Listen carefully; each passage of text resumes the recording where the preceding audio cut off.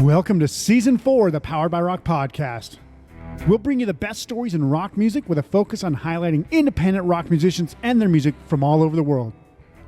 No, rock music isn't dead. It's getting better and better. It's just time for you to start paying attention again. With that said, let's get this party started. The mountain's gonna rise and fall by me.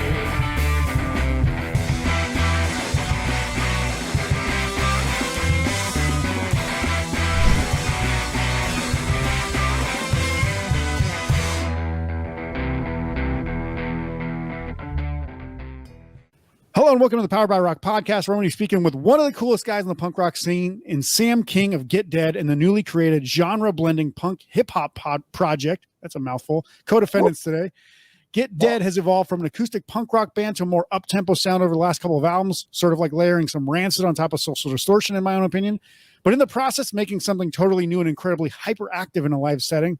Over the last couple of years, Sam also got linked up with Ceschi Ramos after helping raise some funds to release him from prison. And the friendship turned into the new hip-hop punk sounding style that is labeled Crime Wave, which I find is to be awesome, to form the Codefendants with Fat Mike of NOFX rounding out the lineup. I'm super pumped to talk to Sam today about all of this and more because he is one of the single most interesting people in the punk scene today. Hey, Sam, welcome to the show. Hi, thanks for having me, man. How you doing? That's quite the intro. Thank you very much for that, man. Yeah, well, I didn't want to just be like, hey, this is Sam. He's in a band or whatever. Like, you know, go check his music out. That's how I talk about myself. I'm like, I'm kind of in a band. Yeah, that's how most people try to do their own intros. It's like, don't do it. Always get yourself a hype man. Yeah, straight up. And a manager. Always have a manager.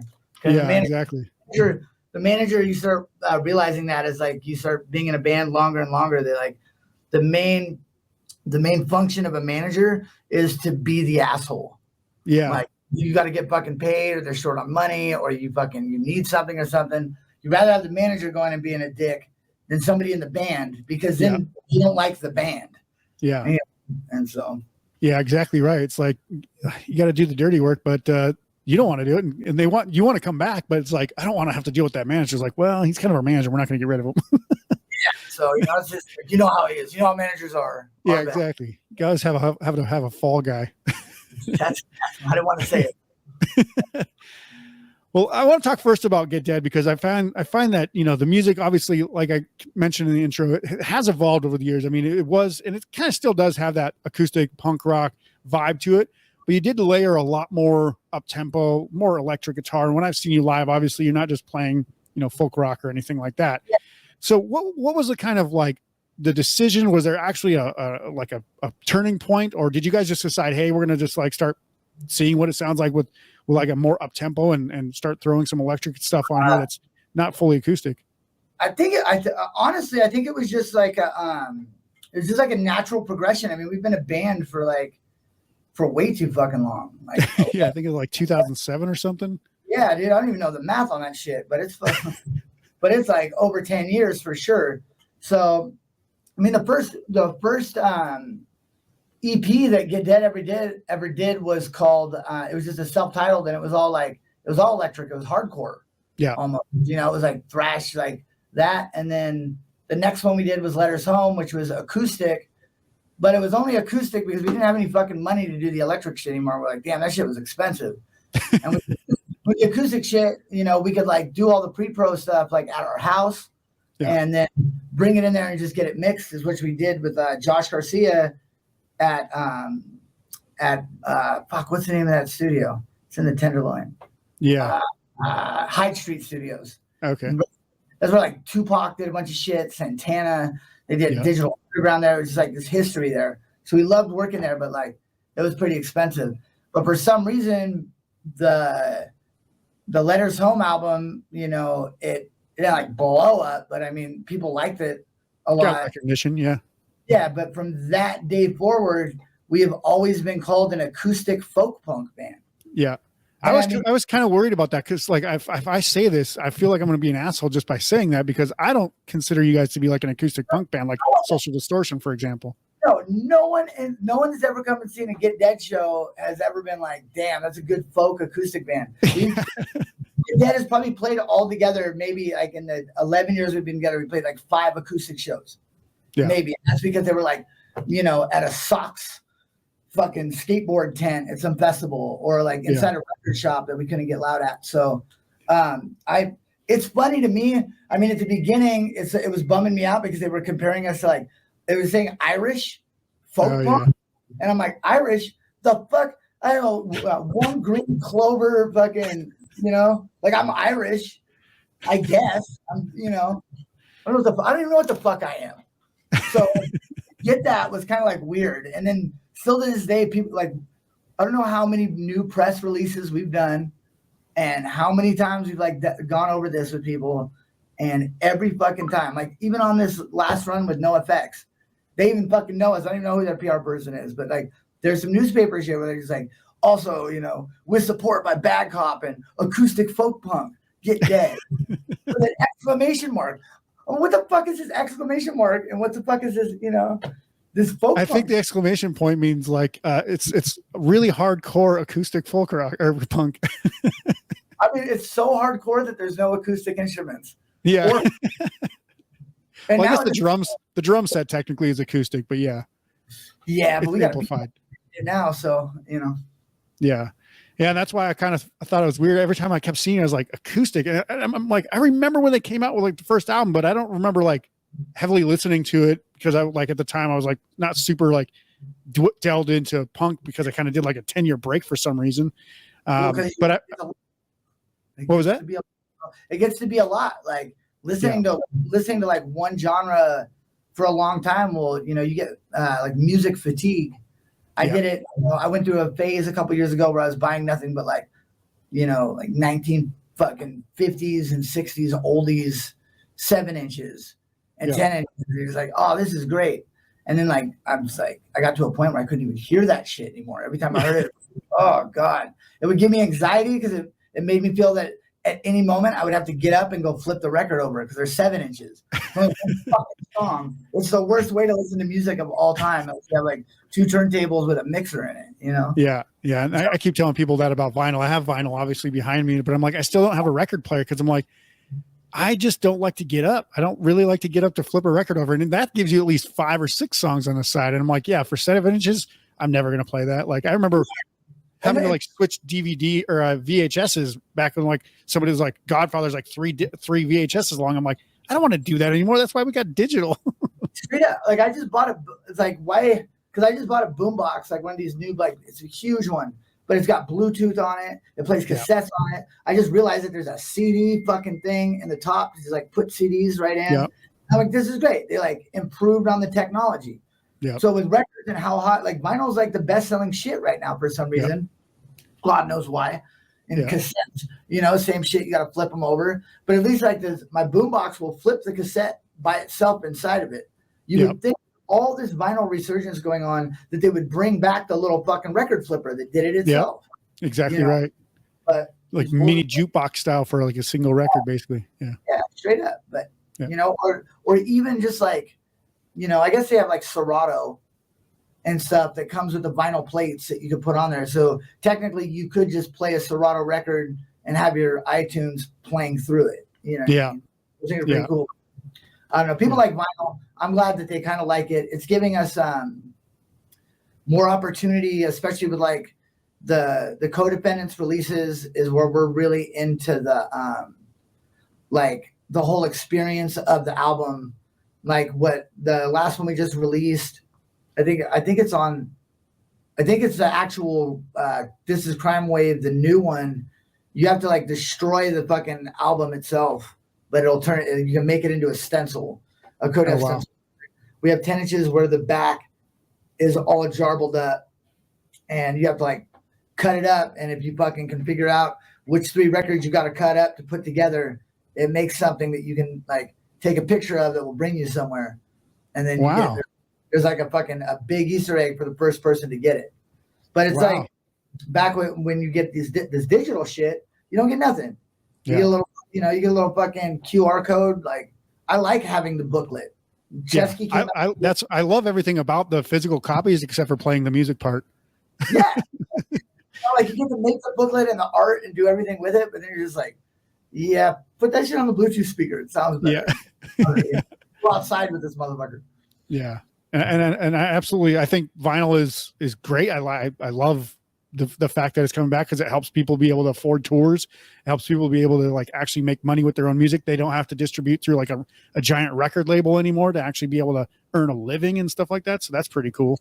Straight up, like, and that's a big thing that artists and stuff are doing now. It's you don't the whole model of record label and artist and all that stuff has been so antiquated for such a long time. But I mean, I'll give it to those motherfuckers. They're on their shit. Like right when you figure it out and you're like, okay, this is what we're gonna do. They fucking move, the goalpost back more. Yeah. It's like, okay, we're gonna just DIY it or do our own distribution, or we just want to use you for distribution. Then they came out with 360 deals. Yeah. So like, okay, well, if you're gonna get that, you guys are gonna start getting paid. Well, we just devised another way to take all your fucking money. Yep. But now, for anyone who doesn't know what 360 deals is, basically every way that you make money, they'll make money, and then they'll double it back on other money that you already earned and other stuff. Basically, you're getting screwed for everything that you ever make. hence the word 360. You just fucked by all angles. Yeah. So, yeah. But it's nice. So I think with like the advancement of like home recording shit, like you can get really clean recordings out of stuff with stuff like Big Cartel or these like websites that aren't very much money to host your own shit where people can go. If you can get out there and like you have the drive and want to work for yourself, you can make rent making music now. Yeah. Which is like there's been a lull for the past, I would say, probably like 15 years where if you weren't out there on the road fucking, what we call death marches, where you're like playing Fargo on Tuesday night to 3 people, praying that you sell 4 records so you can get gas to get the fuck out of Fargo. I grew up in North Dakota, so I know exactly what you mean. And check you out. You got as far from fucking Fargo as you could, as you should. Yeah, I lived in Bismarck, which is about 300 miles away, and I was like, as soon as I graduate, I'm getting the fuck out of this state. It's kind of cold out there, bro. I don't know. Yeah. I think it's still snowing, and it's like April now, so yeah, fuck that. But so I think one of the cool things about you in general as a artist, as a musician, is that you don't tend to kind of coalesce to a government or an authority or the idea of this is how things should be. You pretty much go out there and do things the way that you want to do it. And if something, doesn't go your way, like it's on you, right? Yeah. Well, then you don't have anybody to point your fucking finger at that way. And I mean, I don't have any delusions of grandeur about shit. I mean, I grew up in a trailer, you know what I mean? I'm in a mansion in Vegas. Like this shit can all be over tomorrow. Yeah. And if it does end fucking tomorrow, I want to be able to go back to like painting houses, being like, I did exactly what I wanted to do. I'm not ashamed, or I didn't cut any corners morally or ethically for like getting there. I always try to stay like respectful and be grateful for what the fuck's going on. And in all actuality, I just laugh at these fools that take this shit super seriously, especially on like the festival tour when you're seeing these bigger bands and like seeing these egos and attitudes going off. It's like, bro, we're fucking in pursuit of a fucking dream that we put in motion when we were teenagers. Yeah. Yeah, I'm a 40-year-old man just now actualizing a teenage dream. And when you sit there and fucking think about that, it's like, you really can't be getting up in arms because they didn't put your whiskey backstage, motherfucker. Like you get your own goddamn whiskey. Or down the street, go boost it if you don't have any fucking money. So, and I think that it's also with like punk rock and hip hop stuff. I've always like held these things very high. They've always been there for me when I was a kid, and like they got me through shit. They fucking. They gave me the juice to like go down 10 stairs for the first time. They gave me the juice to fucking show up to my first after school fight and say, fuck it, let's go. Like, so it's like, I feel like I owe both of them like the utmost respect, and to not let cornball shit infect the scene more than it already has. Yeah. Because I mean, we all know that there's some cornball ass shit going on. Yeah. And I will say, I guarantee you have hundreds and thousands, not hundreds of thousands, but hundreds and thousands of people who probably listen to your music and feel the same way about, you know, Get Dead got me through this time of my life. Get Dead and now Codefendants is like, this shit, like, these guys get me because they are doing exactly living the life I have. I mean, I grew up, like, my family grew up in a trailer park too. I was like, I always call ourselves poor white trash. I'm like, we don't have it better than anyone else. Like, there's nothing fun about being that broke. No, there's not. And it's like, I don't give a fuck. I'm a bougie ass dude now. Like, I'm 41 years old and I'm going to stay at a nice ass hotel if I've got the fucking money. I have no money. Right now, my bank account is like $130 negative per year because I'll get like a windfall of cash. Like, I'll get like, you know, go play a show and make fucking a couple grand. And I got $2,000 in my pocket. I'm like, we all going to have steaks tonight. Yeah. You know, steaks and 40s. Let's go. You gotta save your money for what? I'm not here to collect money. Yeah. You know what I mean? It's like, I want to be bougie. So it's funny. Like, you know, I've got into it with some, you know, some fucking like gutter punk kids and shit before where they're just like, oh, you guys are going to the hotel.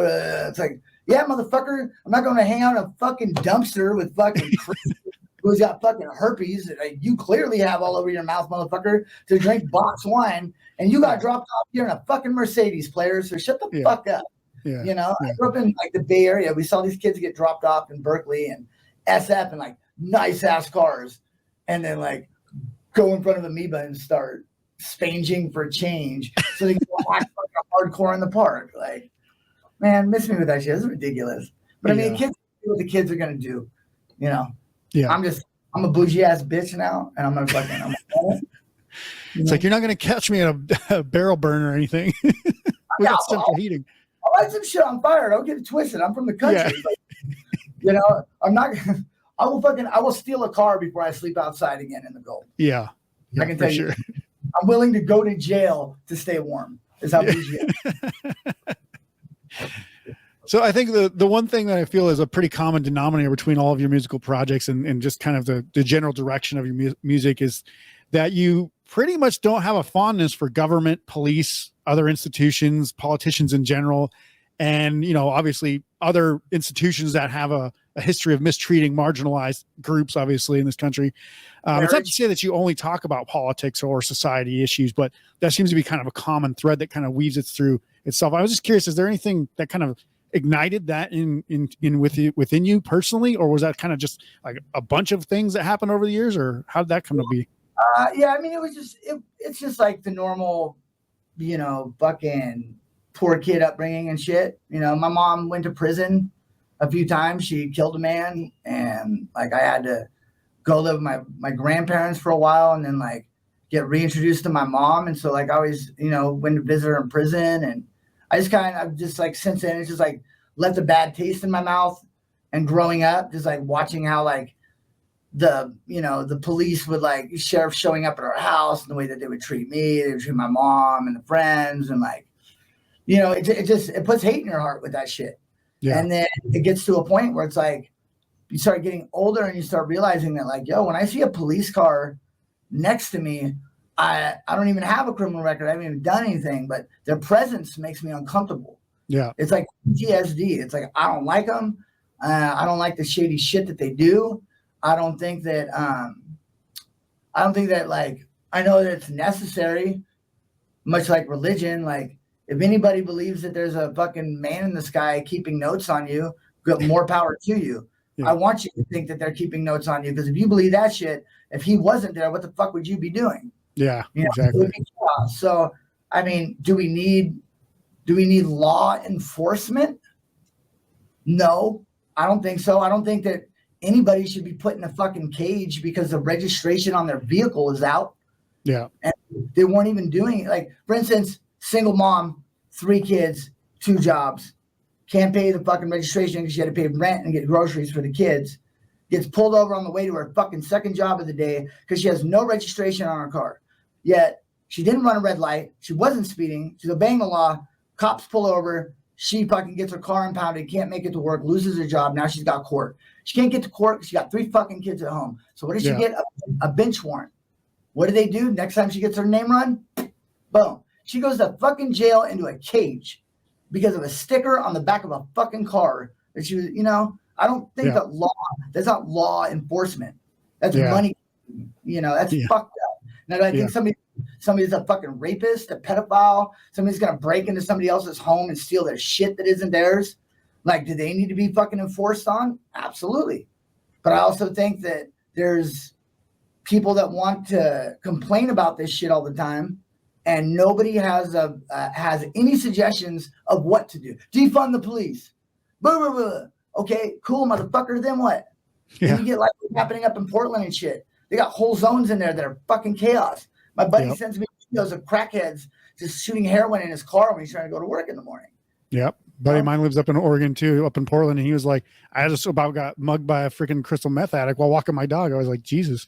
Yeah, it's like at like fucking noon. Like, you know what I mean? And you got to sock those people in the face. Fuck them. But in order to stop this, what could you do? All right, my thoughts. If you're a cop, you got to fucking police in the neighborhood that you fucking work in.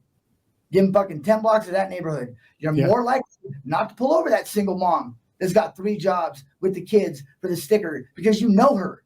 Your kids go to school with her kids. You understand what's fucking happening there. You're not going to be doing fucking shady shit. And if you do shady shit, everybody in that community knows your ass. Yep. There's you go on fucking cutting half of the fucking assholism right there in half. You want fucking cops to quit shooting fucking people, quit being fucking aggressive, make those fuckers do fucking 10 hours, 12 hours of fucking jujitsu every week. Make them roll with other people and be fucking humbled. Yeah. Don't give them 150 hours of weapons training and then 15 hours of hand-to-hand combat training. Yeah. No hours of fucking how to fucking de-escalate people with mental health issues or people that are just having a bad fucking day.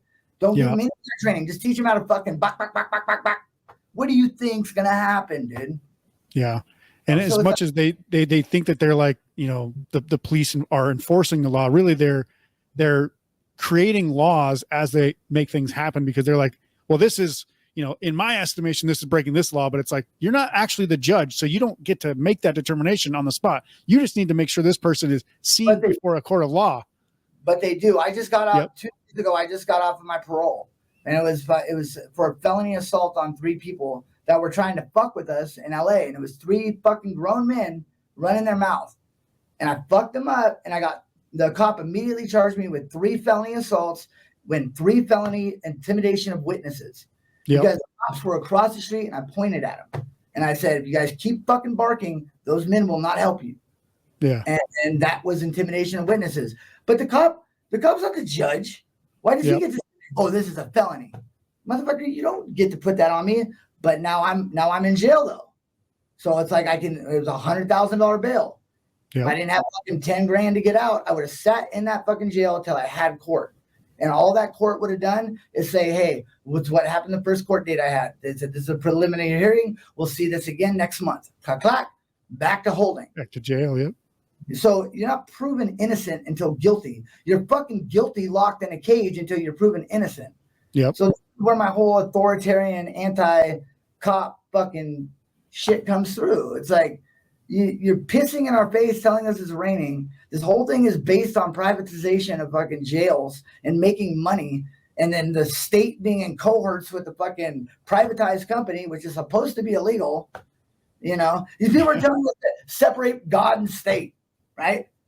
Well, the separation of God, the Constitution. Motherfucker, it says in God we trust on the money. Yeah. It says God, you say the Pledge of Allegiance before you start every Senate fucking meeting. Yep. And God we trust. What is this? Why are you telling me that? Oh, this ain't about fucking religion and shit. There's at least one major party that is invested fully into promoting Christianity versus pretty much any other belief system. Anything else, either fucking one of the parties. And that's why I don't ever want to be known as like a political band, because I don't want to like have all of our content about that. And I don't want people to be coming to us to make up their own decision on their political and their life decisions. All we're doing in both bands is stating facts. We're not writing any fiction. All this shit is shit that we've gone through, and we're not even trying to put a biased lean on it. Like, this is it, good or bad. This is what the fuck happened. This is how it's making me fucking feel, and it made me feel this way and such that I feel that I need to share with some motherfuckers, because I hope that you motherfuckers feel the same. And this will like maybe either A, calm you down enough to fucking get you through the day, or B, make you mad enough to throw a fucking Molotov at a cop car. Don't do that under my request, but you know, stipulation right here.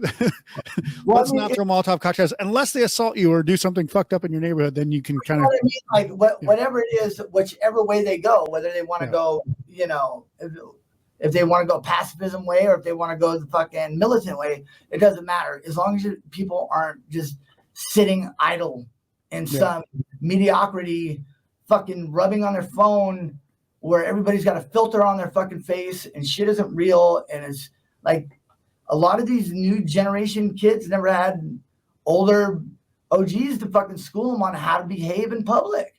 Yeah.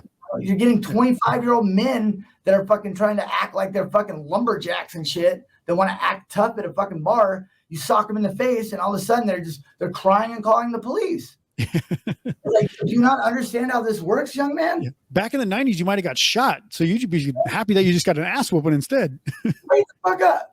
You know? Yeah. Like the 90s were fucking, kind of wasn't that fun. Yeah. You know?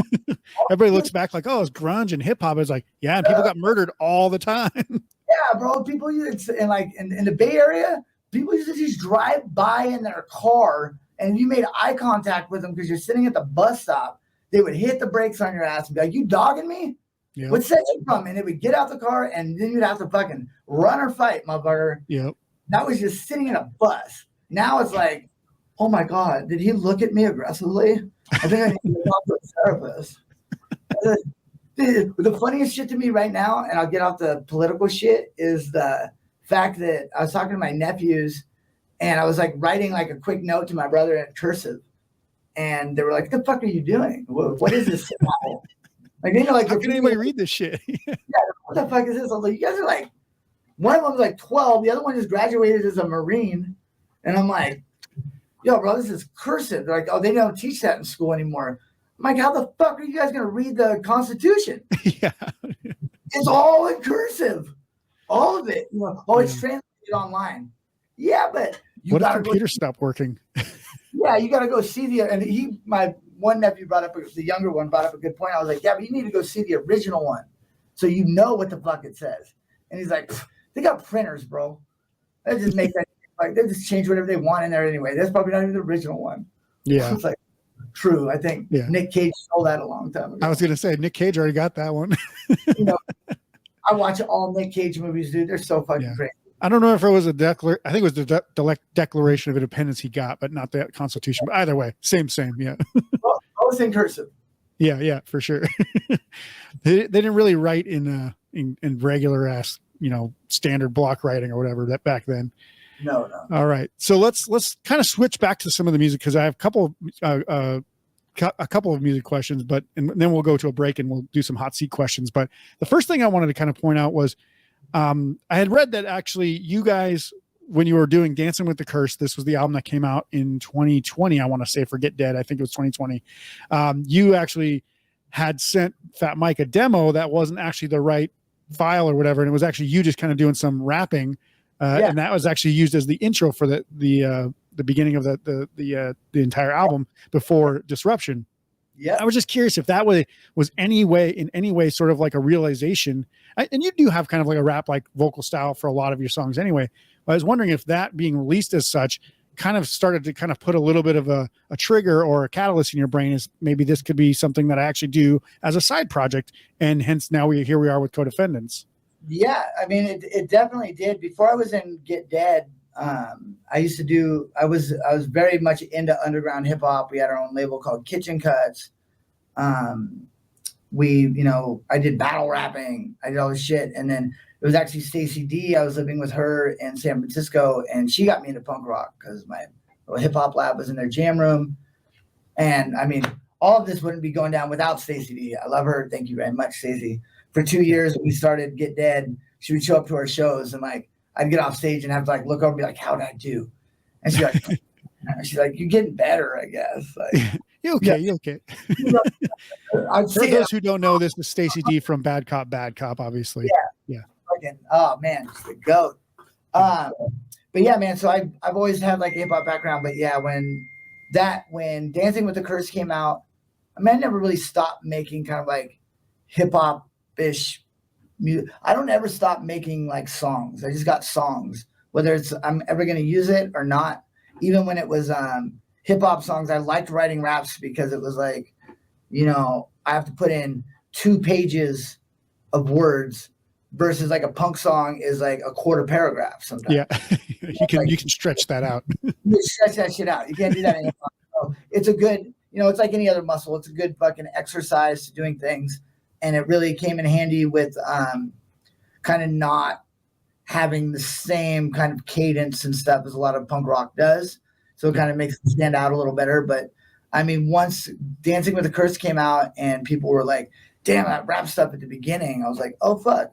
Oh, yeah. Like, you know, I think we all get into kind of older, you know, people over like 35, 30, get into this like mentality of like back in the day when I was a teenager, it's like you were either a metal head, or you're a hip hop head, or you're a fucking punk rock head. And it's all you listen to strictly. It's how you said, you're like, I got to take a break from punk rock.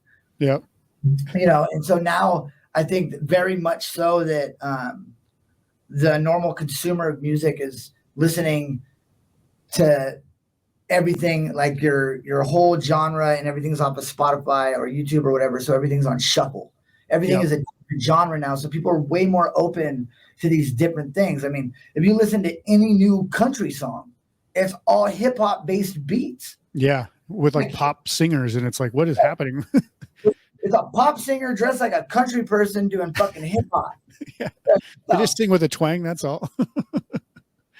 You know, what? So it's interesting to do. And so I kind of just like realized that I was like, oh shit. Yeah. Everybody just kind of listens to everything. And punk rock, if you halftime any normal punk rock song, if you cut that beat in half, a standard punk rock song, that is a hip hop beat every time.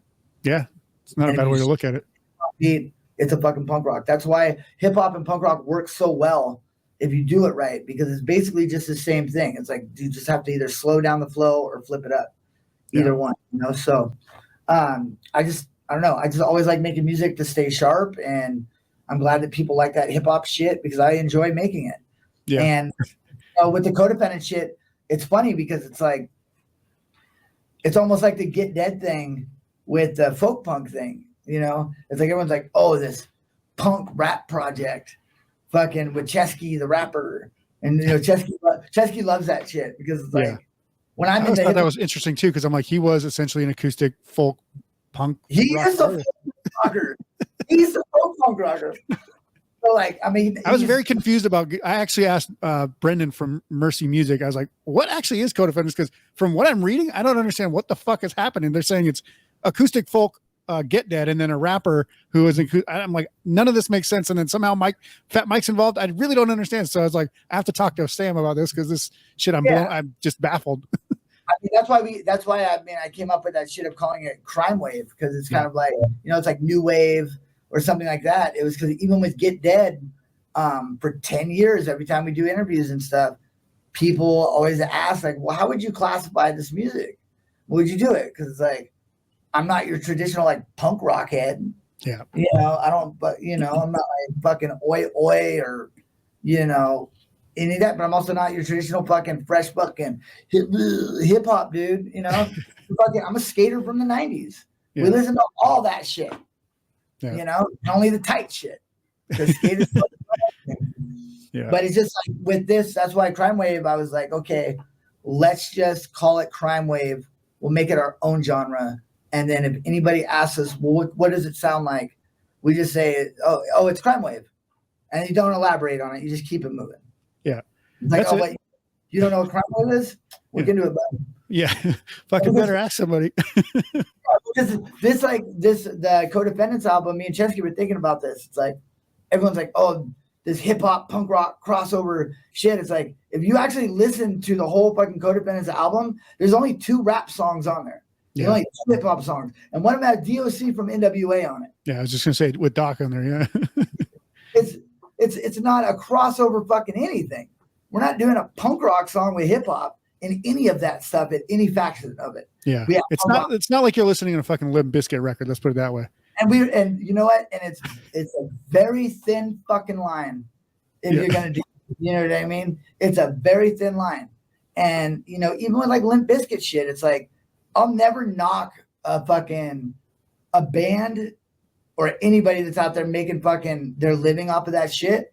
I mean, the motherfuckers still play and fucking can fill up a fucking small arena. Yeah. People still out there dancing. Like talk all you want on fucking that dude being a fucking cornball hall fucking famer, but like whatever, dude. But fucking streets got to eat. Respect, you know. Yeah, exactly.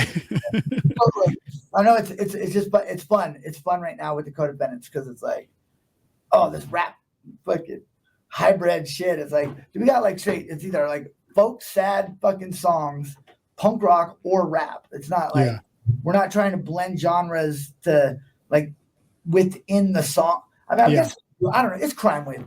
Yeah. You don't have to explain shit. Just say crime wave and move on. I just like broke my own rule. Speaking of rules, that was actually his like first rule of crime wave. Don't talk about crime wave. But I have a similar question. This will be the last one before we go to break. Is you are also a graffiti artist, and this kind of sort of all ties everything together. But I don't know how you actually are involved with the project Indecline. I know you're very interwoven with a lot of the stuff that they do. I don't know if it's something you can talk about, like everybody who's in it is like in Fight Club where it's like all anonymity or whatever. So it's like the first rule of Indecline is don't talk about it. But I know all the Codefendants videos were done by Indecline, and Get Dead has had several things going on with that. But is there like something between you guys growing together as both a project and then your music that kind of helps project helps essentially project both things forward and propel everything kind of moving forward? I think that we've always everybody involved in like Codefendants and Get Dead, we've always respected Indecline as artists and what they do with the street art movement. And I mean, we met them through Get Dead. I reached out to them to do a video for us just because I fucked with them. And then they ended up coming up to do the pepper spray video, but then the riots were happening. So like our whole shoot and like the story that we were going to do and all this fell apart. And they were like, well, you know, what do we do? I was like, just fucking do what you guys do, bro. Let's go do fucking, you know. And then that night we kind of found out that we had similar interests. And so but it was just like one of those weekends where it just like clicked. And now everybody that was a part of that weekend are like lifelong friends. And they live in Vegas too. And I see them all the time. I love every fucking one of those dudes. Their way of displaying imagery of like what's actually happening on a street level is, you know, second to none. They know how they understand what's happening in the world. They understand that fucking this world isn't going to fucking be wrapped up in a nice bow, and 99.9% of things are fucking dirty, and it's not clean cut, and it's fucking very complicated, and it's grotesque, and it's fucking beautiful. And, you know, and they're standing up for what the fuck they believe in, and they put their shit on the line to do it. I mean, every time they go out and make one of these statements to like help champion some fucking underdog stuff, they're very much putting their lives and their freedom at risk every fucking time. I mean, feds, they want feds. I'm not a part of Indecline. I don't personally really know how to get a hold of those guys. They get a hold of me, but they're, you know, it's a very real thing, and it's rare in this day and age to like find people like that are like down for their shit, that aren't just fucking talking about it or jumping on some who-righty, you know, whatever's hot today fucking topic. Like these motherfuckers put planning and thought and execute, and they do it very fucking well, very strategically. Yeah. And I love them very much, and I have no idea who they are, and I love them. I've never met any of these people. I don't know what I just said. I blacked out. I didn't take my medication today, so sometimes I just lie. Yeah. So there's that. Everything in the first half of this segment, or the first segment of this episode, is complete fabrication and nothing is real. Awesome. On that note, we'll actually be right back after this quick break from Sam from Get Dead and Codefendants, and we'll put him in the hot seat and see if he's got some interesting questions. And hopefully, he won't punch me in the face when I see him at some point in the near future. But the Powered by Rock podcast will return right after this. Reverend Guitars embodies the idea that every run of scorching lead and every roll of finger-picked twang deserve the same passion and commitment to quality. Whether you're selling out arenas or playing in your living room, we know that what makes an instrument powerful is when players wield them to create something remarkable. A melody that moves mountains, a riff that just won't quit. We want to be there in your hands when that happens. For us, that means staying true to what we believe. Somewhere along the road of electric guitar history, it became a crazy idea that guitar makers should craft guitars with the same sense of purpose and passion, whether they're played in a bedroom or an arena. If that's a wild idea, then we're in the right place, carrying 6 strings and an attitude, and we're in good company. Reverend Guitars. Well played. Welcome back to the Powered by Rock podcast. It's Light 'em Up time. I'm here with Sam from Get Dead and Codefendants to bring him into the spotlight for a few hot seat questions, and hopefully he doesn't want to fight me in this segment. But Sam, are you ready to be put in the spotlight? Got my twisted tea. Let's go. All right. So I'm going to throw you right into the fire on the first one. This one's a bit of a really warm seat question. I'm just going to ask you a big question. How do you think white supremacy comes to an end? Bullets. Have more bullets than them, I assume. Yeah, bullets. You know, there's I think I mean, I don't know, you know, like to tell you the truth, I think that it's almost like there's nothing you can really do about it. People are gonna fucking raise their fucking kids under some bullshit, and it's not gonna be their kids' fault. But then at the same time, as a 40-year-old man, I don't buy that shit of fucking like upbringing after a certain point. Like if you're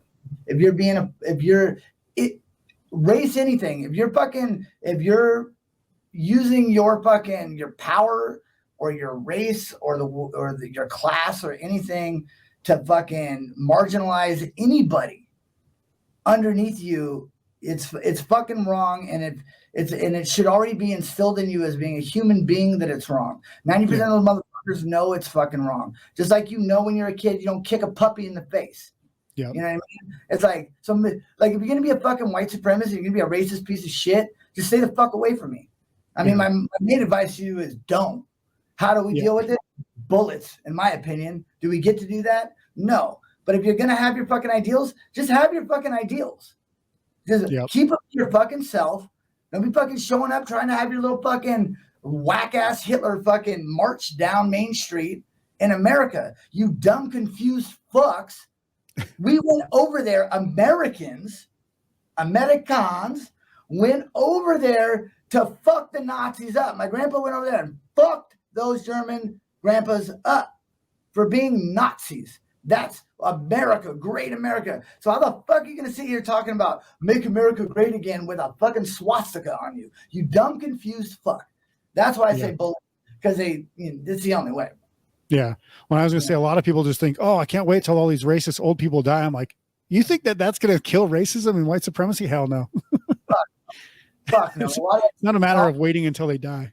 No, and a lot of that shit is all fucking based on fucking class and fucking money and old money and fucking keeping people down. And, you know, a lot of the racist, and I mean, it's easier for me to fucking say because I'm fucking white, but it's like, you know, the way that I feel about a lot of the shit, and it's probably just because I grew up fucking trailer trash shit, is that to me, this is like, I grew up as a skateboarder, so homophobia and racism and shit like that never existed. Yeah. You know, like that's why skateboarding, I think, is one of the great equalizers of fucking human beings, because you can't cheat it. You can't go to Hot Topic and just like hold the skateboard and be fucking down. Yeah. You know, it doesn't work. Like you have to put in your work, and you have to do it by yourself. No one's there to fucking help you, and real recognize real. Yeah. So, you know, it's very similar in just the punk music scene as well. As like, no one's going to hand you the fucking keys to being like the next big punk band. You have to go out and put the fucking work in. You got to put in a hell of fucking work. And it's, and so it's like, so it's easy for me to say it, but it's like, all the shit that I've seen is lately is like the powers that be or whoever's doing it is creating racial tension to keep people from fucking coming together and realizing that like this has nothing to do about fucking the race. This has systemic fucking problems that are once again a part of an antiquated system that need to be torn down from the fucking ground up and re-fucking built. Yeah. Wealth needs to be distributed. People need to fucking be on an evil game. So if I was a fucking black man in a fucking America right now, you know what? I would probably most likely be fucking socking any white person that was fucking remotely rude to me. It's like Nipsey Hussle said, I'll sock him just for slavery. Yeah. Tell them that's for my ancestors, whatever. For real. And like motherfuckers try to be fucking like cute about it. Like, well, I didn't have anything to do with it. Why would they be mad at me? It's like, motherfucker, just saying that is fucking disrespectful. It doesn't matter whether you had it or not. Just show a little more respect to the human beings and a little more compassion. And then it wouldn't feel like they were still being fucking held down. So I'm assuming that when Fox News says that racism isn't real, you don't believe that? No, I do not. I think it's very, I'm just talking about my own, as my own like personal experience in America is a lot of the shit that I went through and I actually saw with my own eyes. And the Bay Area was a lot of class war shit. It's a lot of classism. It's a lot of, you know, I mean, I still get mad that my mom still works a day job. You know, it's like they've got us working fucking 40, 50 hours a week. We spend fucking more time with our coworkers than we do with our friends and family. Yep. You work 365 days out of the year and they're going to give you fucking 14 days to go pursue your dreams and your wants. Or just stop having to stress for 14 days. Yeah. And even then, you're still going to be fucking stressing because you're going to be like, damn, dude, I wonder who's doing my job. Yeah, back exactly. over there. I'll be back. How much work am I going to have? Like, motherfucker, you never offer your job. I give it up to France, who's going through that crazy shit right now with their retirement age being lifted. Retirement shit. But France was the first people to make it illegal for a salary worker to get an email after 5 o'clock about work. Yeah, nice. Because that's a big thing here. It's like if you ever worked in a salary job, it's like, it's a 40-hour week salary job, blah, blah, blah. Motherfucker, that ain't 40 hours a week. Karen from fucking HR is hitting your ass up at 9 o'clock at night about some bullshit. And if you don't respond to her, you're a bad worker. Yep. And the person that is responding to them at 9 o'clock or is willing to wake up at fucking 5:30 to pucker up and kiss the ring is going to be the person that gets a promotion and gets hired up. Yeah. And that's once again systemic shit. We go to school every day for 8 hours a day so we can get used to doing shit we don't want to fucking do. They can teach us how to balance a checkbook or how to fucking run our credit up properly and how not to take certain deals in this. But no, I got to learn about how to carry an egg around fucking high school all day long and learn about the Louisiana Purchase. Fuck you, fool.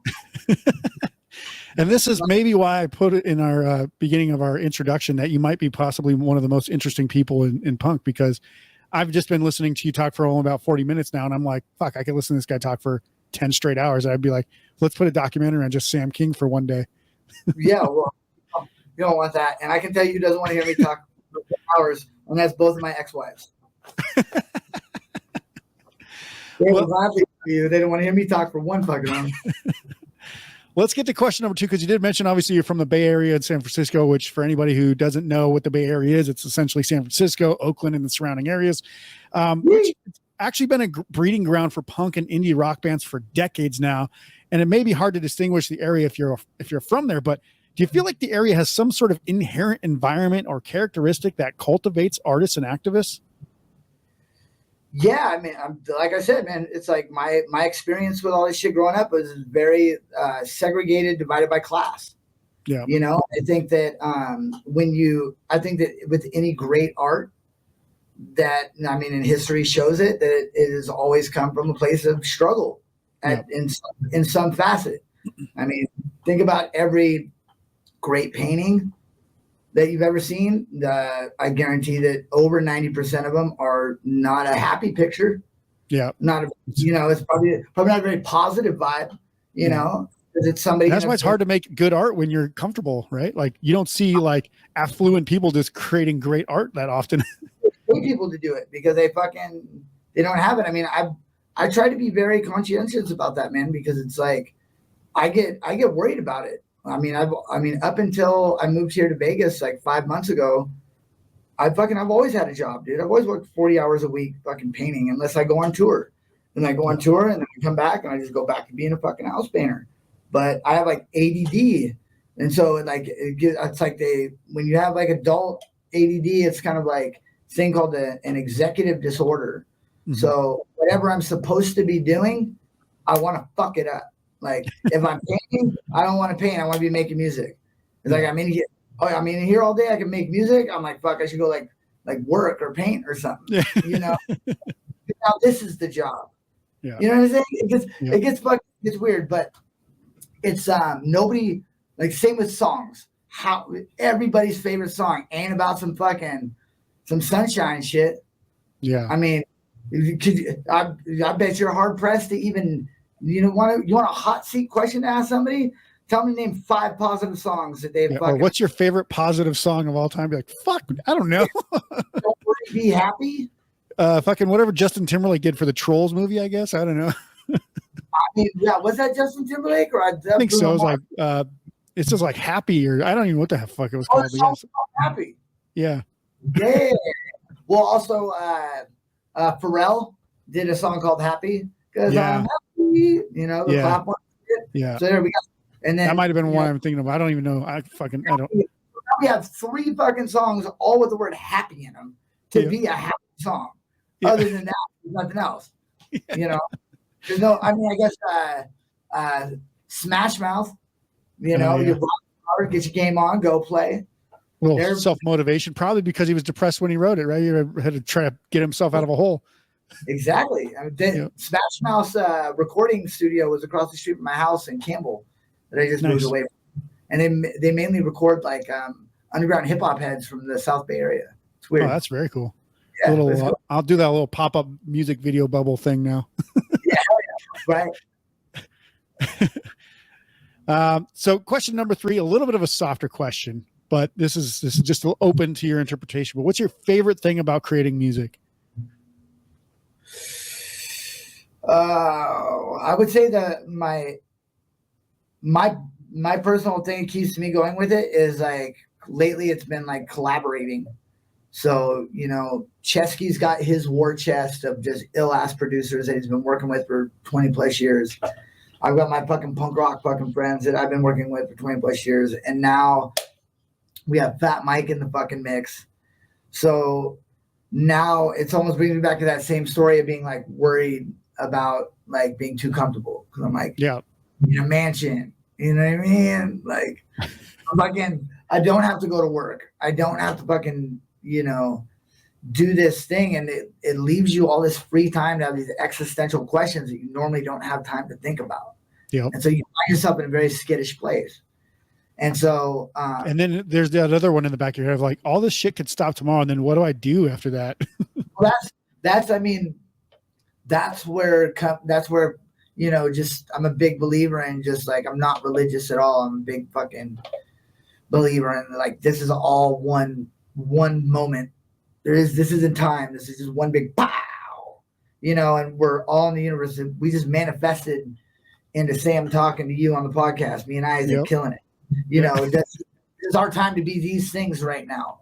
And so with like collaborating and stuff like that, that's what I think keeps me humbling about it is like, it can't all end tomorrow. But if you live righteous, and that's why I say I'm not religious because the word righteous brings up like this. But you can still believe that there's goodness in people and act that way, right? Yeah. You know what? There's a lot of shittiness in people, and you can go through life. And I've done it before where I've shut down and we build these walls to keep people out. And that's just our defense mechanism. So we don't get fucking hurt again. But if you keep that kind of shit up, you don't get to make connections with people. And are you going to get fucked over again? Is it going to hurt? Absolutely. But you have to fucking, you know, is the juice worth the squeeze at some point? Is making honest connections and moving through life, doing what you know, and your gut will tell you when you're doing something wrong. It's like, it goes back to that racist shit. You motherfucker, you know that don't feel right. Yeah. You know what I mean? You know when you do something and you're like, oh, that was fucking corny. You know what I mean? Yeah. But I find in my personal experience, if you move through this motherfucker being truthful, being honest, and fucking just doing what's right every time with what's going on in here, things fucking work and things happen. And that doesn't mean that they're going to happen overnight because you're being fucking nice to somebody or you help somebody, but like, and faking nice is definitely not the way to get where you want to go either. That's a quick way to get fucking karma to come up behind you and just fucking stick one in your jugular. Yeah. And just, beep, beep, beep. Like, yeah. And it is, man. And so it's collaborating with people is like really keeping me busy and grounded on it, because it's almost like it's a whole different art form, than especially going from like skating where it's very individual to like Get Dead. And then it's like, okay, now I've got like 4 girlfriends I don't get to fuck, but I have to argue. You know what I mean? Like, we all have our own, everybody's so, you know what I mean? Everybody's still got their sensibilities and their fucking, this motherfucker thinks there's chemtrails. This guy fucking doesn't. This guy's a vegan. This guy wants to go shoot a moose. Like, so it's cool to get that level of like always learning stuff. I mean, we're working with fucking Fat Mike, bro. It's like, that dude's very fucking set in his ways, very like, and you know, he's right a lot of the motherfucking time. But it's the same feeling as when you got to like, and he'll admit when he's wrong. It takes a second. I mean, it takes a long fucking time. But like, if you feel like some kind of direction in music, in this instance, is going, if you feel strongly and like you don't want that part changed, or you think that it could be better, you've gotta like still stand up for yourself and still like push through that. And every time, if you stick with it because you know you're fucking right, because you fucking feel it in your heart, it comes out on top. Or it works how democracy sure works. You know, you have Republican Democrats. You got an idea? I don't like the idea. So what do? I tell you I don't like the idea, but I tell you how your idea could be better. Yeah. And then they go, well, I don't like how you made it better, but this part, and then you go like that until it turns into democracy, until it turns into one thing that everyone's happy about. And that's how it should be working. Yeah, I remember when compromise was a thing, but that was like 20 years ago. Yeah. I mean, we could go deep dive into that statement alone for an hour, bro. Like, without getting like too Fight Clubby on it, it's like everybody thinks that they're like the unique snowflake. Yeah. And like and it's all perspective. Yeah. You know, what you think somebody's acting like a little bitch about, you know, in their mind and their experience, it could be the equivalent of like their mom dying. Yeah. Even though you're like, yo, bro, they put mustard on your sandwich, wipe it off. You know, and it's like we see this more and more these days because of like the internet culture and the entitlement of people wanting to just be famous to be famous. Yeah. It's like, you can do that. You can be famous to be famous. You can do whatever you want, but don't act like a fucking asshole. Yeah. You need to fucking remember that like there are still people around that are still like within arm's reach that might need somebody in real life to ask them how they're doing and ask them if things going good. You know, I mean, 100%. Don't start fucking kissing your homie all crazy if you don't need to, but you know, check out what's going, you know, you got to stop and look around the real world every now and then, you know. That kind of leads me into the next question, actually. I think we could just take whatever you just said, that entire like 6 minutes there or whatever, and just say that's the answer for question number 4, which is if you could push a button and broadcast one singular message to the entire planet simultaneously, which would be translated into every language so everyone could understand it, what would you say? I feel like that last 6 minutes would be absolutely perfect. Oh, yeah, go for it. There you go. Yeah. You know what I mean? And then the last hot seat question, this actually comes down to the part that we were talking about, righteousness, being good to other people, kind of inherently knowing that there is goodness to people out there. Maybe not everybody has it all the time, and some people don't ever use it very often. But Mark Twain once said, but who prays for Satan, who in 18 centuries has had the common humanity pray for the one sinner who needed it the most? Which to me is like, holy shit, like that's a pretty like bold thing to say. Like, there's no Christians out there that are praying for Satan to get better or to reverse his thinking. But that's exactly, if you were a Christian, you would believe that should be done. So in the spirit of that statement, is there someone who you would symbolically give a prayer to in order for them to change their shitty ways? And what would you hypothetically say? It's a good one. I mean, I have sympathy for the devil tattooed across my fucking collarbone right here. That's what that whole thing is. So I'm very much aware of that quote. And what's that? And I don't know if I would have anyone that I would want to say like, hey, pray for them because they're such a piece of shit. They need it because, you know what I mean? I don't think that there's a devil, but like if there is a devil, like if we're following their storyline, okay? Yeah. Theoretically, in theory, if we're following their storyline, it seems to me that the devil doesn't want people. He doesn't want to be prayed for. He got cast down and he's on some fuck you shit. Yeah. It's almost like, I mean, there's certain shit that people can do to me in my life where there's no coming back from it. There's no like, okay, we're going to be fucking cool. It's like there's definitely things that people can do where that's never going to be forgiven. Exactly. And, and you can't expect, like, Ceschi said it in Codef's song, bro. You can't expect people to forgive your past. Yeah. It's not up to them. You need to let your own fucking shit go. And, if there's somebody that if there's things in the world that you dislike, okay, like let's say, because I was thinking about this when I was thinking about this person, and I don't like starting funk or talking shit, but it's like give like fucking, and this guy gets a lot of shit, so whatever. But say Machine Gun Kelly, for instance, okay, and that shit that he did with fucking his little punk rock, pop punk thing, you know what I mean? It bothered the fuck out of me. Yeah. Like I just like on a visceral level, just like, this is fucking the corniest shit I've ever seen. You know what I mean? And I was like, you know what? Even fuck everybody involved. Fuck everybody. Fuck the fucking key grip. Fuck the Uber driver. Throw the fucking assistant director to the field. Fuck the Uber driver's wife for ever even fucking him for driving them there. You know what I mean? It was like deep. I was like, oh. And I'm like, it doesn't really affect me. And like, I don't need to go on a campaign about it. If you don't like something in this fucking world, fucking, you know what I mean? Tell yourself, to me, that's corny, and keep it moving. Yeah. My advice, don't even tell anybody else about shit you don't like. Yeah.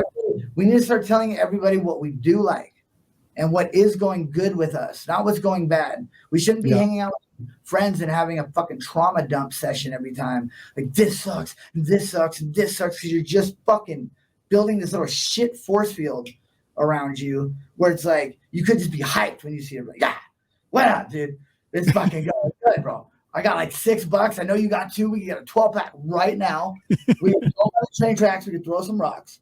You know? We stay up until the sun comes up. We go to a Best Western, free continental breakfast. Just got to open the side door. A couple plastic bags we find on the way, we can load up on pancakes. It'd be a great day. Versus, Machine Gun Kelly, you fucking pop punk, fucking Yeah. So I don't want to pray for anybody, because I'm trying to train my brain not to worry about what fucking people are doing that need to be prayed for are doing that's going to affect me. If you're not within arm's length of me talking shit where you can physically grab me and fucking put me into a way, I'm not worrying about it. I'm not worrying about them, their people, what they say on the internet, their cancel shit, fucking the left wing, the right wing, nothing. I'll be out here smoking blunts, skateboarding, trying to get my dick sucked, bro. And I will say that maybe the best way to summarize everything that you just said is the person you need to pray for the most is yourself, to let things go, so that way you can just move on with your fucking day. Exactly. And move on with your life. Don't let things that happen like that, people have a big tendency of doing that. It's like, they have this one traumatic thing that happens back when they were a kid, and they just wear it like an anchor for the rest of their life, and they're blaming everything. And it's because you get used to blaming something for so long that if you actually fucking let that go and forgave it or whatever, and you said, you know what, I'm going to let that go, I'm going to move forward, then you're going to be responsible from that day on with everything that you do. And that petrifies motherfuckers. Yeah. Because you will. You can't say like, oh, my mom was a drunk and that's why I can't fucking get my shit together to get this band going. You know, it's like, you'd be like, yo, okay, they made their mistakes. It doesn't affect me. The past is done. Now what am I doing? Now where am I going? Yeah, and that's the thing. Like your mom drinking 20 years ago isn't making that decision for you right now in the present. It's like, or for instance, like right now, like me and you just had we're having a great 1 hour long conversation. Before this, I woke up fucking early next to my chick. We made pancakes. I had fucking coffee, pet my dog, looked about, fucking thanked many blessings. And then that's all great. But if I go out fucking right now when we're done and I stub my toe on a fucking thumbtack and I'm like, oh, you know, motherfucker, and I pull it out and then I'm fucking just like fucking limping all day, fucking mad. He's going to blame me for it. I guarantee it. It's like, like human beings will let, my point is you can have fucking 52 hours of great experience and it will all be diminished for fucking somebody cutting you off and calling you a fucking idiot. Yeah. Right. For a second interaction, you're going to fucking like dwell on that when that person's not even thinking about you anymore. Yep. It's just like people are thinking about, like, you go back home for your family on holidays and what do, bro? Everyone's got an opinion about what the fuck you're doing with your life. Oh, you're making money at that. It's like, yo, shut the fuck up, Uncle Gary. I haven't talked to you all year long. And and I won't talk to you for the rest of the year. Exactly. So don't act like you're sitting there thinking about what I'm doing. I ain't thinking about what the fuck you're doing. So why am I going to elect, like, you have 4 glasses of wine and what you say is going to affect me for the next 2 months? Nah. I mean, all of this is easier said than done. All I'm saying is I'm trying to put this mentality into practice because it seems fucking very logical. And since I've been doing it, good things have been happening. And I've been a very much more calm person because and it does take practice because there is shit like that'll set you off for no goddamn reason. And then you're like, oh, I got to go back to square one. Let me just calm the fuck down real quick. No, bro. I'm petty as a motherfucker. I'm the worst with traffic or technology. When something like my phone doesn't work, I'm like trying to close an app or something. I'm like, what the actual fuck? I'm like, I'm gonna smash it. Exactly. The phone been killing it for like 3 months. You know, just doing your bidding. Yeah. You know, a whole fucking communicating with the entire universe in the palm of my hand, but the one goddamn time I can't close an app. Yeah, you can't fucking one little glitch and it's just like, this motherfucker. I knew I should have got a Samsung. All right. Well, the spotlight is off. Hopefully you're not sweating too bad. You seem to enjoy that actually pretty much. Yeah, I fuck with that shit all day. So before we go to our next break, and then we'll come back and we'll wrap everything up. But I do want to make sure that it's okay to play the song "Suicide by Pigs" from Codefendants during the break. So do I have the the express verbal consent from the artist who has created this music? No, I don't know, man. Yeah. This is suicide. I don't want this to be coerced. All right, so we'll play "Suicide by Pigs" from Codefendants, and then we'll see you right after this. I've considered suicide by police. I do it myself, but I'm far too angry, and that's the way these things gotta be. For now. And when that time comes, you'll know because you've become a widow. Organizing all those things that you disliked about me, and I hope piece by piece that it finds you no peace at all. That it finds you no peace at all.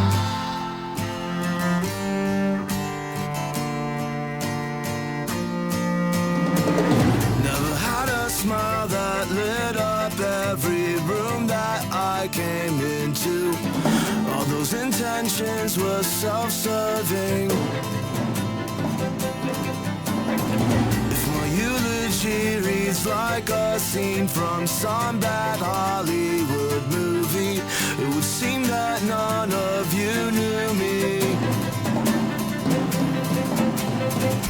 How much of this time's been wasted singing these rhymes you hated? Nothing sucks out the joy of life quite like truth. So we spend our nights getting wasted, line after line with numb faces, turning pipe dreams into pipe bombs with you. Beneath some rubble, buried in a modern concrete tomb. With Western comforts, they will find the remains of our youth. In a venture box, they'll uncover letters and mixtapes. Left a trail of breadcrumbs that will never lead to any place. I've considered suicide by police. We're trying myself, but my finger's missing. So I guess I'll stare at a wall and scream for now. I'm broken, defeated for no particular reason. Quit asking if I'm okay on the day I die. It will be self-explanatory. There won't be a letter for you. Life was just painfully boring. How much of this time's been wasted singing these lines you hated? Nothing sucks out the joy of life quite like truth. So we spend our nights getting wasted, line after line with numb faces, turn pipe dreams into pipe bombs with you. Turning pipe dreams into pipe bombs with you.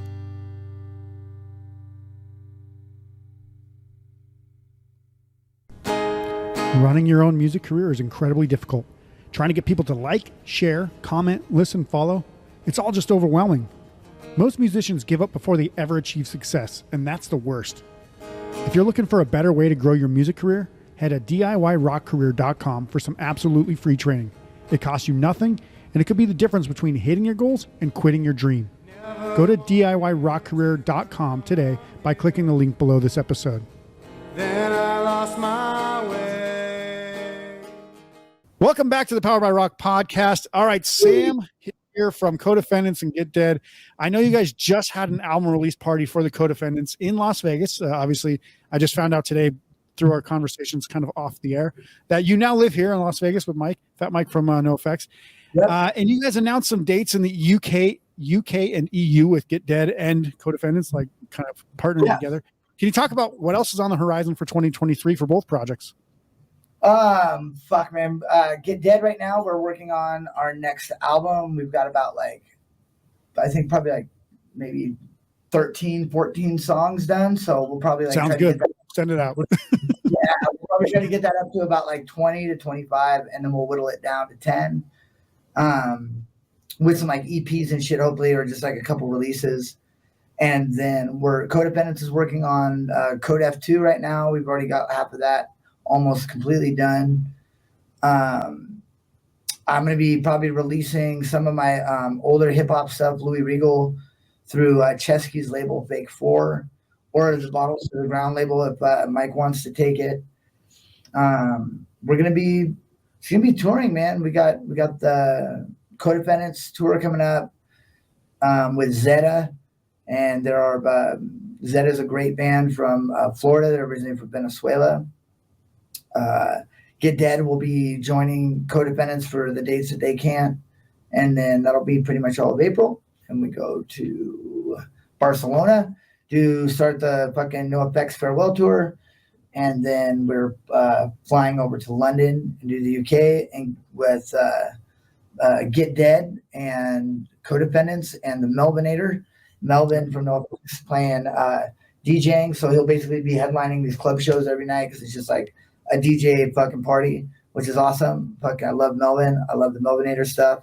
His shit just came out on Bottles to the Ground as well. And Get Dead's going to be doing Get Dead set as well as being the Codependents backing band for playing on a bunch of stuff. So that's what's kind of cool about having the Get Dead Codependent stuff, because it's just adding. And we have also on that tour, I think we have Baz, the Frenchman, who did the orchestration for the Decline. He was the first dude that me and Ceschi went to his house and started recording the Codefendants stuff. Nice. So and he's still involved very heavily with all the recording of it and helping write. And he's a crazy, crazy musician, phenomenal drummer. He played at the Vegas show and went fucking off. It was so fucking tight. But but it's cool. But he'll be on that tour as well, and he'll be doing all the for the Codefendant stuff. Get Dead will be being the full band, and then he'll do all the samples, beat machine, chords, and of course special guests like Stacey D coming out to do some shit when we play with Back Hop. Because there's a lot of the NOFX farewell tour shows, the festival shows, where it's Get Dead and Codefendants. Yeah. Which would be interesting to do because it's double time, but Codefendants is a little more mellow for me to do. It's more singing, whereas a Get Dead set is, I could easily do a Codefendant set and then a Get Dead set, but I don't know if I could do a Get Dead set and then a Codefendant set. Yeah. It's just a bit more draining. The Get Dead set it just fucks me up. It's just I can make it to from stage to the merch tent, which I try to do. I'll sit right after we play, go to the merch tent for an hour, and then when that's done, I'm normally in the van trying to put on dry clothes and going to sleep because it's draining, and it's never. Well, the one thing about your particular performance during a live show is you are hype the whole time. I mean, it's not like you're ever for any 1 second all right, let's take it down a notch, let's do something. But you, for anybody who's never seen Get Dead live, you have to see them first of all, but your eyes always roll back in your head. You'll be singing and it looks like you're actually dead. I don't know if that has any relation to the actual band name or not, but it's get on that level, get with Sam on that level to where you're fucking rocking so hard that your eyes are rolling in the back of your head. Yeah. I've always done that fucking since I was a kid. Even skating, before I would go try to do a trick or something. It's just that's how I just think, I guess. It's just and so it's me in the moment, but it's also me trying to remember my lyrics. Yeah. But yeah, man, I don't think that anybody should. I mean, I don't personally fuck with any band that the band isn't sweating by the end of the first song. Yeah. You know what I mean? I don't care if you've been doing it for 30, 40 years, dude. Don't be coming at me with that fucking lounge act fucking. It's if you don't believe what the fuck you're saying, I'm not going to believe what the fuck you're saying. And if I don't believe what you're saying, then that means I'm at some bullshit rally. And if I'm at some bullshit rally, I'm wasting my time. Yeah. So I'll be at the bar being a menace over that shit. Awesome. I could keep talking to you all day, but I know we'll have a further conversation at some point other times, but whatever. I mean, the Punk Rock Museum in Vegas is opened up now, and anybody that's listening to this, come to Las Vegas, check it out. They're doing guided tours. We just had Louis Seidel from Suicidal Tendencies. He was just here at the crib last night, but he's been giving tours. Fat Mike's down there giving tours. They have a whole website with a whole schedule of tours. They have they're gonna have Tim Armstrong's coming to do some tours. Yeah, you can go on the website, sign up, check it out. Fucking punkrockmuseum.com. Well, I know even people like Nubs, who I've met a couple times here in Vegas, and she's moved here. She's doing tours. She's involved with the museum. So, it's everybody that they have a wedding chapel. Yeah, they have the Triple Rock bar down in the bottom, dude, fully fucking stock bar. They have a wake service that you can do for if the homie dies. They have a tattoo shop in there just in case you do it. They have everything in there you can fucking touch and you can feel. This isn't on some, hard rock casino shit. They have a full jam room in there. You can go play motherfucking Germ's guitar if you want. You never know who the fuck you're going to see there. I was just there yesterday or 2 days ago when they did the opening. Fucking Flea was walking around. Yep. Yeah. Fucking Flea. I was like, that's motherfucking Flea. I just watched him in a movie called Babylon, which is a crazy movie. Yeah, I haven't seen that one. That's the one with Brad Pitt, right? The new one. Dude. Yeah. It's crazy. First 5 minutes, an elephant shits on 6 people. That'll keep your attention. It's all right, you got me. I'm hooked. That could be your clickbait for this episode. In the first Sam shits on an elephant. Awesome. So the only last question I have for you is, what new music would you recommend people check out right now, other than Codefendants or anything from Get Dead? Oh, what have I been fucking with? I have been, Ceschi's, I know he's codependent, but I really fuck with Ceschi's stuff.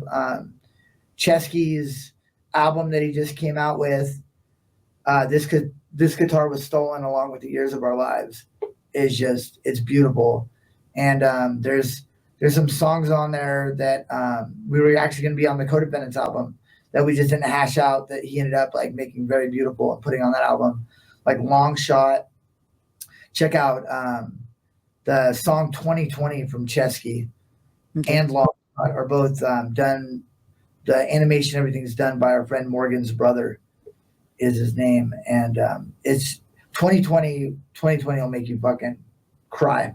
It's that good. And other than that, like new hip hop shit that I've been listening to that's sick is I listen to this guy Prof, and he just came out with an album out of nowhere with Method Man. Which I was like, Method Man's doing some shit. That was sick. I've been listening to a lot of Oliver Tree lately. I think that he like writes really good fucking pop songs, and like his whole aesthetic is fucking super good. And then on my indie shit right now, I'm listening to a lot of like fucking like Surf Curse. Okay. They actually, I think they're playing in Vegas today or yesterday. So yeah. Yeah. No way, bro. Fucking. So I hope it's today, because I would definitely check them out. Surf Curse or who was the other guy? There was a dope one that was actually, you know what? I think I'm mixing it with another band. I think it's Couch Surf, not Surf Curse. My bad. Okay. Yeah. But I know it's Surf Curse too. I just think I saw the flyer and I thought for some reason it was Surf Curse, but I think it's Couch Surf. So negate that. Surf Curse is great, man. Them and a Goth Babe, and there's one more, but I can't think of the name of it. But it was on some like Tame Impala shit, but not Tame. But I don't know. I'm all over the place with the music stuff. I've been listening to a lot of AJJ. Okay. Yep. They're actually going here in Vegas for When We Were Young Fest, I believe. When We Were Young Fest later this year. So yeah, they're like one of the little tiny bands in the corner of the flyer. Dude, Get Dead went on tour with them. We did a whole West Coast tour, and I wasn't familiar with their music. And we first show was like in Reading, and it was a pizza place, but the pizza place held like 300 people. And wow, when I showed up, there was like a line out the door. I was like, yeah, I know this shit ain't for Get Dead. We don't know anybody here. Who the fuck is this? And then AJJ played. It's just like, there's such fucking great songwriters and good dudes, skaters, and check them out, man. Andrew Jihad Jackson. Oh, and mountains. There's a lot of mountain goats. Okay, yeah. Yeah. Bit of a folky kind of band too. Yeah, they're on some shit, man. It's another dude that I really respect as like a songwriter, because he just, a lot of it's written like, and he's like the type of writer that writes in like essay form. Yep. There's definitely, a couple types of writers. One's like where it's a first person account, and then some people are really good at like a lot of like Japanese folk artists and shit. They have like songs about like the saucer they use to put milk in. Yeah. For their, like whole albums about this saucer, because they can just feel an emotional thing and like describe it. This one little act causes them to reflect on some other stuff. Exactly, dude. It's very micro and macro at the same time. Yeah. Very cool. I'll definitely put all those links to all the musicians and stuff that we've just talked about in the show notes. This? Oh shit. Okay then. Yeah, and if they get any residuals, they have to pay you. Like it's a referral, right? Affiliate. Yeah, no, I don't need any. I don't need any currency. I'll just take some drink tickets. Leave me drink. All those bands I mentioned, if you're playing at an establishment and this brings any kind of success to you, which it won't, it's only going to bring down your stock. But you can leave a drink ticket in care of Sam King. Just everywhere you go, just leave an envelope in care of Sam King. 2 drink tickets. Anybody watching this, if you're at a punk or a hip hop venue anywhere in the world and you see this, leave me a couple bucks, bro. A couple bucks. I deserve it. I'm hungry. I'm getting skinny. Hell. Awesome. Well, I do want to thank you so much for taking the time today, and we went well over the allotted time that I had scheduled, but I literally could sit here and listen to this and talk to you forever because it's fucking fantastic. And hopefully when I said that you're one of the most interesting people at the beginning of the show, that people now realize that I wasn't wrong and I wasn't lying, because it was great fun. And regardless of what the two ex-wives will ever say about you, you've been a fucking great guest, Sam. They're phenomenal ladies. I love them both. And hey, thank you very much, Isaac. I appreciate you taking the time, man. And hit me up. You've got my number and stuff. So talk to the wife about the Punk Rock Museum, and we'll see you out there, brothers. Be safe. Sounds good. And guys, make sure to check out the show notes below this episode to get the links to the music, social media for Get Dead, Codefendants, and pretty much anybody else that we've mentioned in the shows today. Remember, the Powered by Rock podcast is powered by our listeners. To show us some support, please be sure to subscribe and share the podcast on social media. If you're only listening to this podcast, you can go check out the full video so you can see Sam, drinking his twisted tea and smoking his blunt on air. and you can see that on YouTube and Spotify channels now. Also, if you like reading, you can go check out some of our awesome content or shop our merch and gear. Head to poweredbyrock.com to see what's good there. That's our show for today. I'll see you soon for the next episode. Until then, rock on.